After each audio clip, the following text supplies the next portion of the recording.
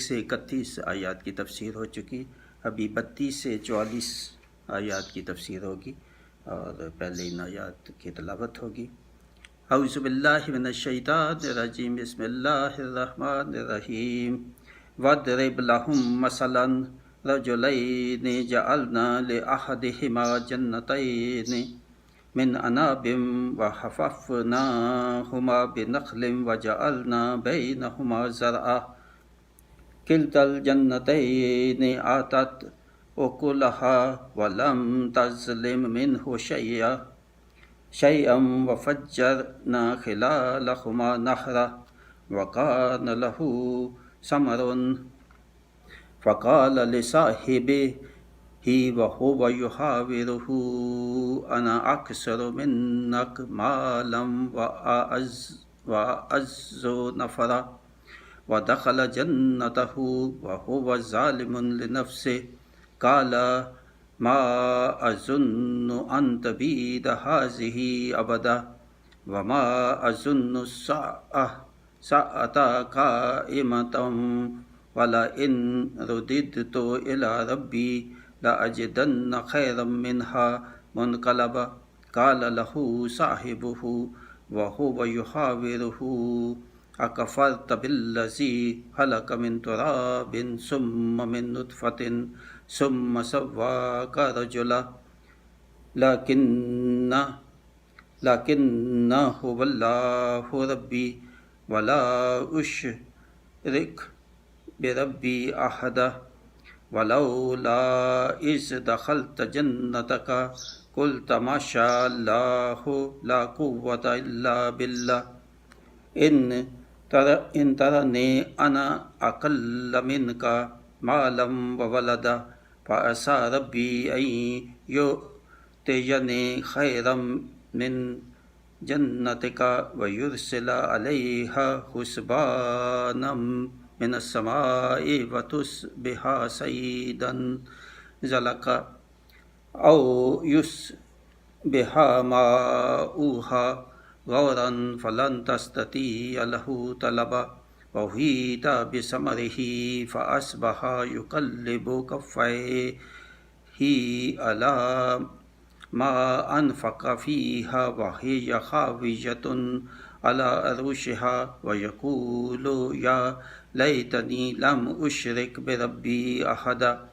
ولم تكن له فئة ينصرونه من دون الله وما كان منتصرا هنالك الولاية لله الحق هو خیر ثوابا وخیر عقبا صدق اللہ العظیم۔ اب انہی آیات کا ترجمہ بیان ہوگا۔ اور ان کے سامنے دو مردوں کا حال بیان کرو کہ ان میں ایک کو ہم نے انگوروں کے 2 باغ دیے اور ان کو کھجوروں سے ڈانپ لیا اور ان کے بیچ بیچ میں کھیتی رکھی، دونوں باغ اپنے پھل لائے اور اس میں کچھ کمی نہ دی، اور دونوں کے بیچ میں ہم نے نہر بہائی اور وہ پھل رکھتا تھا۔ تو اپنے ساتھی سے بولا اور وہ اس سے رد و بدل کرتا تھا، میں تجھ سے مال میں زیادہ ہوں اور آدمیوں کا زیادہ زور رکھتا ہوں، اپنے باغ میں کیا اور اپنی جان پر ظلم کرتا ہوں۔ بولا مجھے گمان ہے کہ یہ کبھی فنا نہ ہو، اور میں گمان نہیں کرتا کہ قیامت قائم ہوگی، اور اگر میں اپنے رب کی طرف پھر گیا بھی تو ضرور اس باغ سے بہتر پلٹنے کی جگہ پاؤں گا۔ اس کے ساتھی نے اس سے الٹ پھیر کرتے ہوئے جواب دیا، کیا تو اس کے ساتھ کفر کرتا ہے جس نے تجھے مٹی سے بنایا، پھر نطفہ سے، پھر تجھے ٹھیک مرد بنایا؟ لیکن میں تو یہی کہتا ہوں کہ وہ ہی اللہ میرا رب ہے، اور میں کسی کو اپنے رب کا شریک نہیں کرتا۔ اور کیوں نہ ہوا کہ جب تو اپنے باغ میں گیا تو کہا ہوتا کہ جو چاہے اللہ، ہمیں کچھ زور نہیں مگر اللہ کی مدد کا، اگر تو مجھے اپنے سے مال اور اولاد میں کم دیکھتا ہے تو قریب ہے کہ میرا رب مجھے تیرے باغ سے اچھا دے اور تیرے باغ پر آسمان بجلیاں اتارے تو وہ پٹ ویران زمین ہو کر رہ جائے، یا اس کا پانی زمین میں دھنس جائے، پھر تو اسے ہرگز تلاش نہ کر سکے، اور اس کے پھل گیر لیے گئے، تو اپنے ہاتھ ملتا رہ گیا اس لاگت پر جو اس نے باغ میں خرچ کی تھی، اور وہ اپنی جو گمراہی ہے اور تکبر جو ہے وہ اس میں وہ مارا گیا، اور کہہ رہا ہے کہ کاش میں نے اپنے رب کا کسی کو شریک نہ کیا ہوتا، اور اس کے پاس کوئی جماعت نہ تھی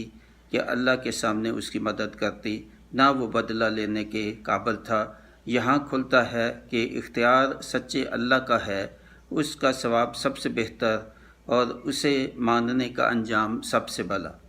تو یہاں یہ ترجمہ ہوا۔ اب انہی آیات کی تفسیر جو میں نے لکھی ہے ہم بیان کروں گا۔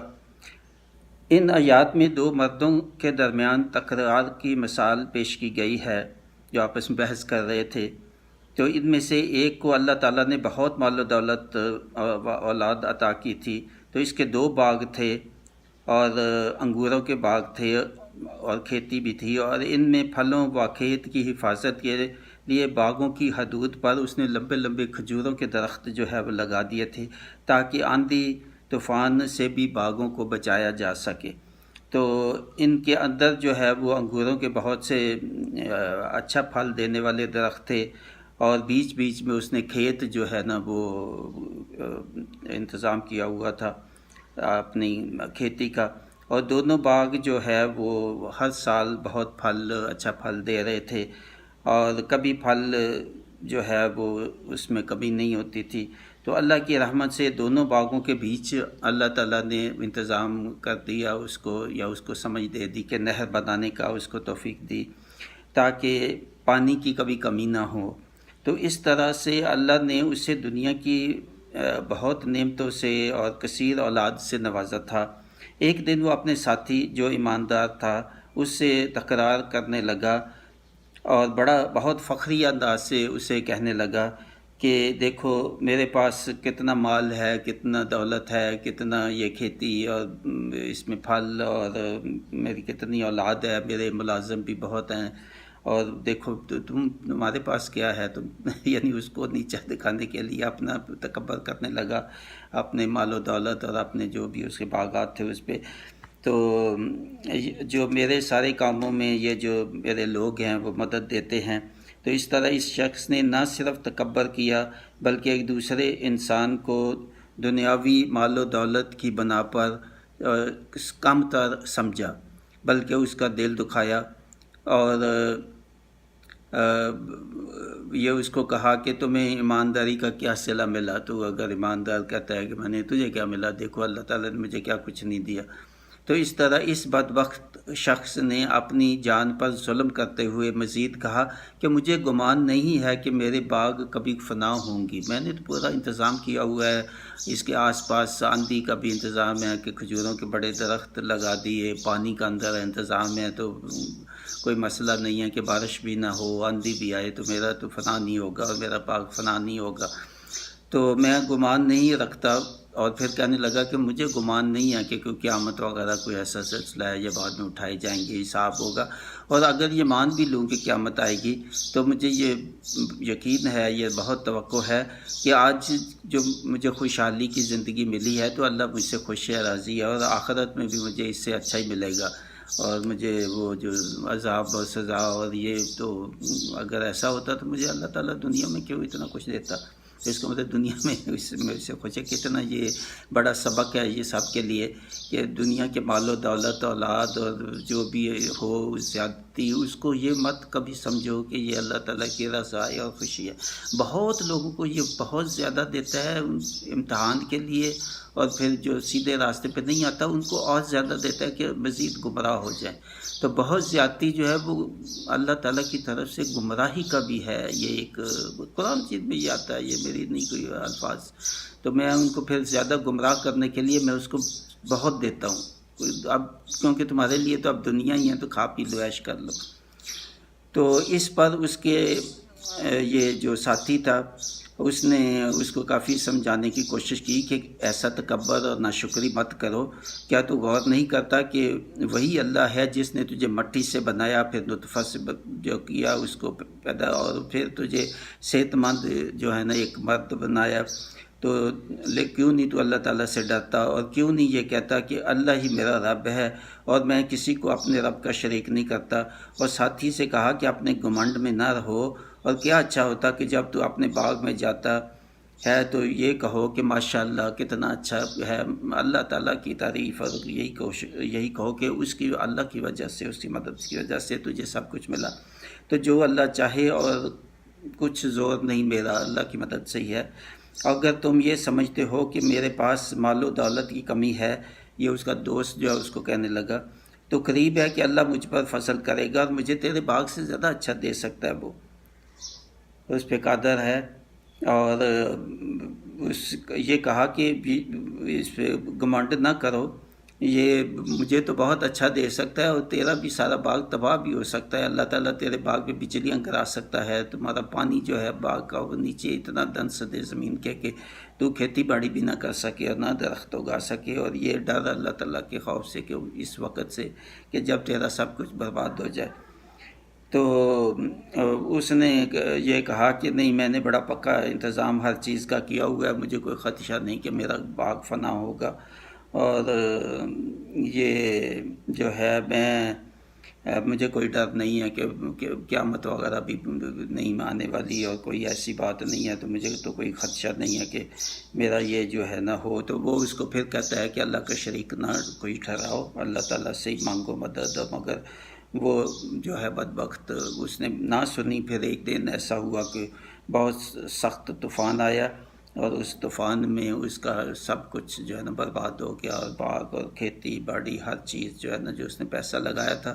تو سب تباہ ہو گیا۔ تو پھر وہ کہنے لگا، میں نے بہت غلطی کی، کاش میں نے دوست کی بات سن لی ہوتی اور میں نے ماشاءاللہ کہا ہوتا، اور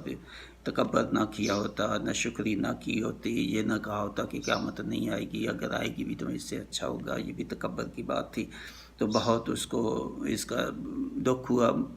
بہرحال جو ہونا تھا وہ تو ہو گیا۔ اب اس کے بعد یہ ہمارے لیے، اور اس وقت اللہ تعالیٰ نے نبی پاک صلی اللہ علیہ وسلم کی معرفت کفار کو کہا کہ خوش کرو، اللہ کا شریک نہ ٹھہراؤ، اللہ کی نعمتوں کا شکر کرو، نہ شکری نہ کرو، تکبر نہ کرو۔ دیکھیں کتنی نصیحتیں اور کتنی عبرت ہے اس واقعہ۔ اللہ تعالیٰ نے یہ واقعات ایسے کوئی سٹوری رائٹنگ نہیں ہے، اور یہ صرف کوئی تاریخ بیان کرنے والی نہیں ہے۔ اللہ تعالیٰ نے یہ واقعات مثالیں، اللہ تعالیٰ کے میں مثالیں دیتا ہوں تاکہ عبرت حاصل کرو، نصیحت حاصل کرو، ان کے لیے، کفار کے لیے، ہمارے لیے،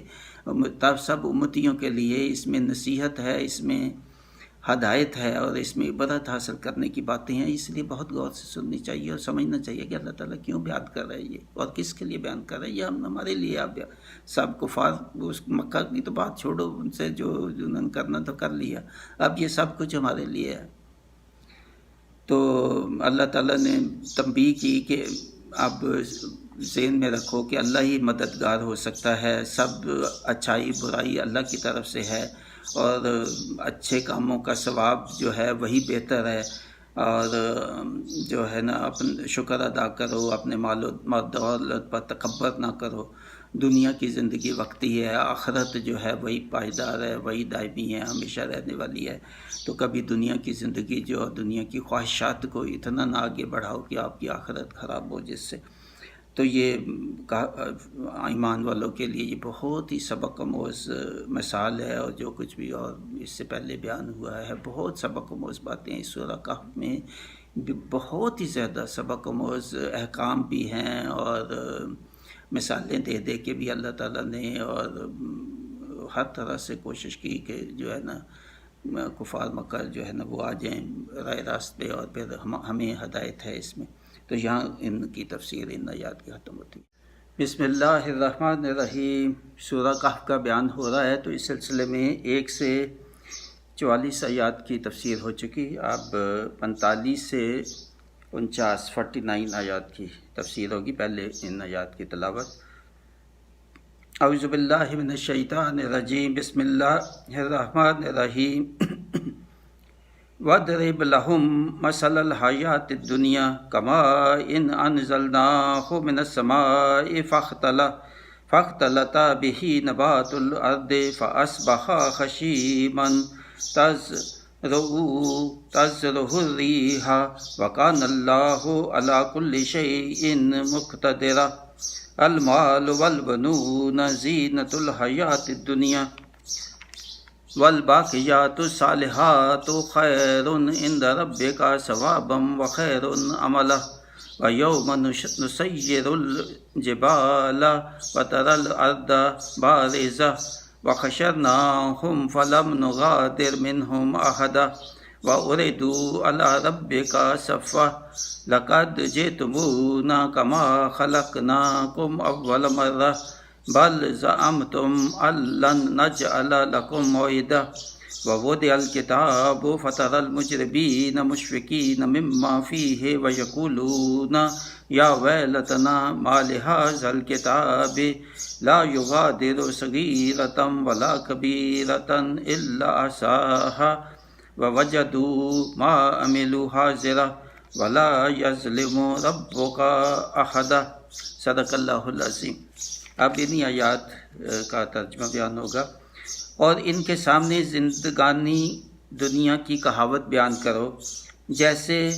ایک پانی ہم نے آسمان سے اتارا تو اس کے سبب زمین کا سبزہ گنا ہو کر نکلا کہ سوکھی گھاس ہو گیا جسے ہوائیں اڑائیں۔ اور اللہ ہر چیز پر قابو والا ہے۔ مال اور بیٹے یہ جیتی دنیا کا سنگار ہے، اور باقی رہنے والی اچھی باتیں ان کا ثواب تمہارے رب کے یہاں بہتر، اور وہ امید میں ہیں سب سے بلی۔ اور جس دن ہم پہاڑوں کو چلائیں گے اور تم زمین کو صاف کھلی دیکھو گے، اور ہم انہیں اٹھائیں گے تو ان میں سے کسی کو نہ چھوڑیں گے، اور سب تمہارے رب کے حضور پر پیش ہوں گے۔ بے شک تم ہمارے پاس ویسے ہی آئے جیسا ہم نے تمہیں پہلی بار بنایا تھا، بلکہ تمہارا گمان تھا کہ ہم ہرگز تمہارے لیے کوئی وعدہ کا وقت نہ رکھیں گے، اور نامہ اعمال رکھا جائے گا تو تم مجرموں کو دیکھو گے کہ اس کے لکھے سے ڈرتے ہوں گے اور کہیں گے ہائے خرابی ہماری، اس نوشتہ کو کیا ہوا؟ اس نے کوئی چھوٹا گناہ چھوڑا نہ بڑا جسے گیر نہ لیا ہو، اور اپنا سب کیا انہوں نے سامنے پایا، اور تمہارا رب کسی پر ظلم نہیں کرتا۔ تو یہ ہوا اس کا ترجمہ۔ اب انہی آیات کی جو میں نے تفسیر لکھی ہے وہ بیان کروں گا۔ اے نبی صلی اللہ علیہ وسلم، سب لوگوں کے سامنے زندگانی دنیا کی کہاوت اور حقیقت بیان فرماؤ کہ اللہ کی قدرت پر غور رکھیں کہ وہ کیسے آسمان سے پانی اتارتا ہے جس سے ان کے کھیت سرسبز ہو جاتے ہیں، جبکہ اس سے پہلے زمین مردہ ہو چکی تھی، اور پھر فصلوں کی کٹائی کے بعد ان کے کھیت ویران ہو جاتے ہیں، اور گھاس سوکھ کر ہواؤں میں اڑتی دکھائی دیتی ہے، اور یہ سلسلہ چلتا رہتا ہے۔ اور اللہ ہر چیز پر قابو والا ہے کہ اس نے کہاں بارش اتارنی ہے، اور ان کو سوچنا چاہیے کہ مال اور بیٹے جیتی دنیا کا سنگار اور زبائش ہیں، جبکہ باقی رہنے والی اچھی باتیں اور نیک اعمال ہی ہیں۔ ان اچھی باتوں اور نیک اعمال کا ثواب تمہارے رب کے یہاں بہتر ہے، اور ان کی وجہ سے رب سے خیر کی امید رکھنی بہت اہم ہے۔ یہ آیتیں کہ مثال دی کہ مردہ کھیت پانی سے جیسے زندہ ہوتا ہے، ایسے ہی زمین سے مردہ جو ہے اللہ تعالیٰ کی قدرت ہے کہ وہ ان کو اٹھا لے اور زندہ کرے، اور پھر حساب ہو۔ اور پھر فرمایا کہ یہ مال اور دولت اور اولاد یہ تو دنیا کی سنگار ہیں، اور آپ کے برتنے کی چیزیں دنیا میں آپ کو دی ہیں، اور آپ کی آزمائش ہے اس میں کہ آپ کیسے ان کو استعمال کرتے ہیں، اور دنیا میں آپ اپنی خواہشات میں تو نہیں پڑ جاتے، اور یہ کہ اب جو مال دیا اس کو ٹھیک صحیح خرچ کرتے ہیں کہ نہیں کرتے. تو یہ آزمائش ہے آپ کے لیے بہت. یہ دنیا کی سنگار اور دنیا کا ہم نے اس میں رکھا ہے کہ خواہشات انسان کوشش کرتا ہے کہ جائز ناجائز پوری کرے. تو جو جائز پوری کریں گے تو ان کے لیے تو اور صبر کریں گے تو ان کے لیے انعام ہے. جو نہیں کریں گے تو ان کے لیے پھر وہ انجام بتا دیا کہ بڑا سخت و شدید ہوگا. تو یہ اور فرمایا کہ ان اچھی باتوں اور نیک اعمال کا ثواب تمہارے رب کے یہاں بہتر ہے اور ان کی وجہ سے رب سے خیر کی امید رکھنی چاہیے. وہ امید سب سے بلی ہے. یہ کیوں غور نہیں کرتے کہ قیامت کے روز اللہ پہاڑوں کو چلائے گا اور وہ ذرہ ہو کر کھلے میدان کی مانند ہو جائیں گے. پھر اللہ سب قبروں سے مردوں کو باہر نکالے گا اور ان کو زندہ کرے گا اور ان میں سے کسی کو نہیں چھوڑے گا اور سب اللہ کے حضور پیش کیے جائیں گے. بے شک یہ اللہ کے پاس ویسے ہی آئیں گے جیسے کہ انہیں پہلی بار بنایا تھا، بلکہ ان کا گمان تو یہ تھا کہ اللہ ہرگز ان کو نہیں نکالے گا اور قیامت کبھی نہیں آئے گی اور ظہور نہیں ہوگا قیامت کا اور ان کا کبھی حساب نہیں ہوگا. اب یہ دیکھ لیں گے اپنا نامہ اعمال جو ان کے سامنے پیش کیا جائے گا. پھر اے نبی صلی اللہ علیہ وآلہ وسلم ان مجرموں کو دیکھو کہ اپنے لکھے ہوئے اعمال دیکھنے نہیں چاہتے، ان کو دیکھنے سے بھی یہ ڈرتے ہیں اور جب دیکھیں گے تو کہیں گے ہائے ہماری خرابی. اس نوشتہ اعمال میں تو کوئی چھوٹے سے چھوٹا گناہ بھی جو نہیں ہے جو رہ گیا ہو اور نہ لکھا ہو. تو یہ اس وقت ان کو پچھتاوا ہوگا کہ اللہ نے جو وعدہ کیا تھا کہ اٹھائے جائیں گے اور حساب ہوگا وہی سچ تھا وعدہ. ہم ہی ظلم کرتے تھے اور یہ ہمارے ظلم کا ہی نتیجہ ہے کہ جو اب ہمیں بھگتنا پڑ رہا ہے. تو یہاں ان آیات کی تفسیر مکمل ہوتی ہے. بسم اللہ الرحمن الرحیم. سورہ الکہف کیا بیان ہو رہا ہے؟ تو اس سلسلے میں 1 سے 49 آیات کی تفسیر ہو چکی. اب 50 سے 53 آیات